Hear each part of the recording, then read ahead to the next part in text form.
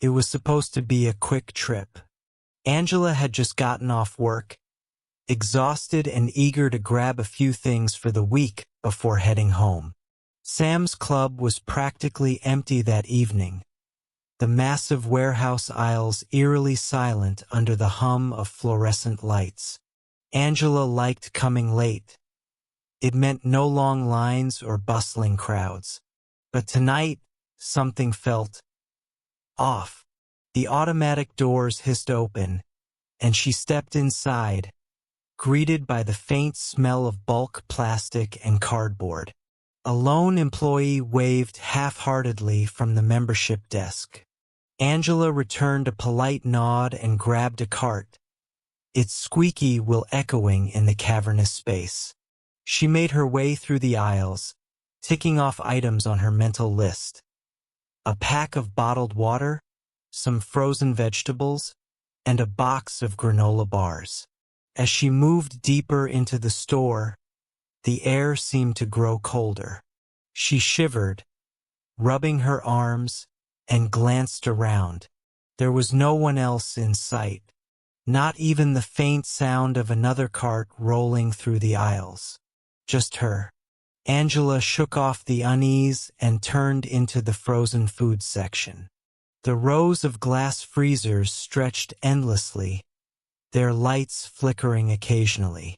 She reached for a bag of frozen peas, but as she pulled it out, she thought she saw movement in the reflection of the glass. A shadow darting past the end of the aisle. Her heart skipped a beat. She turned quickly, scanning the area. Nothing. Just row after row of neatly stacked goods and empty aisles. Angela chuckled nervously to herself. Just tired, she muttered. Seeing things. She moved on, pushing her cart toward the bakery section. The smell of baked bread lingered faintly in the air, comforting in its familiarity. But as she rounded the corner, she froze. At the end of the aisle, a figure stood motionless. It was a man, or at least she thought it was. He was tall, his face obscured by the brim of a baseball cap. He was turned away from her, his head slightly tilted, as if listening for something. Angela felt a chill creep down her spine. "Excuse me," she called out, her voice uncertain. The man didn't move. Angela's hand tightened on the cart. "Hey, is everything okay?" Still no response. She took a step closer, her stomach tightening with unease. As she approached, she noticed something strange. His clothes were wrong. Tattered and dirty, completely out of place in the clean, brightly lit store. And there was something about the way he stood, stiff and unnatural, like a mannequin that had been posed incorrectly. Before she could say anything else, the lights above flickered, plunging the aisle into brief darkness.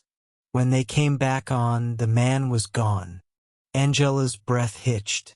She stared at the spot where he had been, her heart pounding. It didn't make sense. She would have heard him move, seen him leave. But the aisle was empty. "Get a grip," she whispered, forcing herself to move. "It's just some weirdo." But as she continued shopping, the feeling of being watched grew stronger. Every time she turned a corner, she thought she saw something. A fleeting shadow, the edge of movement just beyond her vision. The store, so familiar and mundane, now felt like a labyrinth, its towering shelves closing in around her. By the time she reached the checkout area, she was trembling. The cashier was a young man with a bored expression, chewing gum and scrolling on his phone. Angela placed her items on the conveyor belt, glancing over her shoulder as she did. "Everything all right, ma'am?" the cashier asked, raising an eyebrow. "Yeah," Angela said quickly, forcing a smile. "Just Quiet tonight. The cashier shrugged. It's always dead this late. Lucky you. She swiped her card and hurried to the exit, clutching her receipt. The automatic doors hissed open, and the cool night air hit her like a relief. She wheeled her cart to her car, loaded her groceries as quickly as she could, and slid into the driver's seat. As she started the engine, her headlights illuminated the entrance to the store. The glass doors reflected the interior, the brightly lit aisles stretching far into the distance. But in the reflection, she saw him again. The man in the baseball cap. He was standing just inside the doors, staring at her. Angela's blood ran cold. She looked up directly at the doors, but there was no one there. Her hands shook as she shifted into drive and sped out of the parking lot, her heart hammering in her chest. That night, Angela couldn't sleep. Every time she closed her eyes, she saw him. The way he stood motionless, as if waiting for her. She told herself it was just her imagination, that she was overtired and spooking herself. But deep down, she couldn't shake the feeling that something was wrong.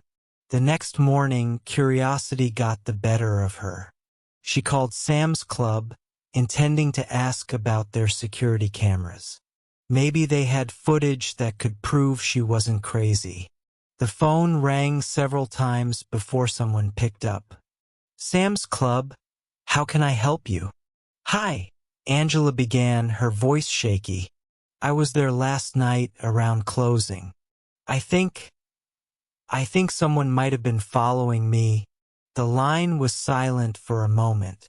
Then the employee spoke, his tone confused. Ma'am, we don't open past 8 p.m. Angela's stomach dropped. What are you talking about? I was there at 10 last night. I checked out with a cashier. Ma'am, the employee said firmly, we've been closing at 8 for the past 2 months. There wouldn't have been anyone here at that time. Angela's grip on the phone tightened. No, that's not possible. I saw people. There was a cashier. I don't know what to tell you, the employee said. But if you were here after 8, you weren't supposed to be. Angela hung up, her hands trembling. Her mind raced, replaying everything from the night before. It didn't make sense. She had been there. She had spoken to someone. She had seen. A knock at her door made her jump. Her heart pounded as she approached, peering through the peephole. The hallway was empty. She opened the door cautiously and looked down. Sitting on her doorstep was a Sam's Club receipt, folded neatly in half. Her name was printed at the top, along with the time, 10:13 p.m. But at the bottom, where the cashier's name should have been, was a single word. Watching.